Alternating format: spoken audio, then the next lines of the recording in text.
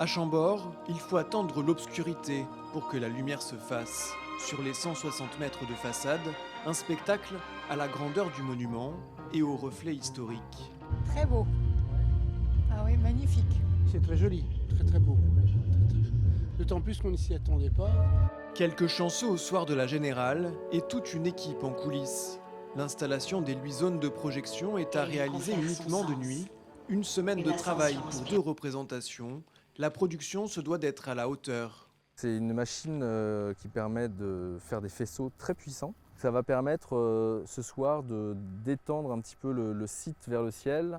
Un son et lumière, tout feu tout flamme. Et avant le feu d'artifice final, une trentaine d'artistes spécialisés en pyrotechnie.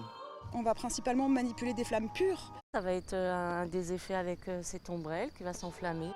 Pour la compagnie résidente de Chambord, ces 2 soirées sont aussi un défi technique, avec la vingtaine de chevaux. Puisque artifice, feu, charbon, mapping, donc là nous c'était un pari assez culotté de mettre les chevaux dans un tel environnement. Environnement particulier cette année, les travaux de restauration de la façade battent leur plein. Faire de cette contrainte un avantage, c'est toute l'intention du metteur en scène.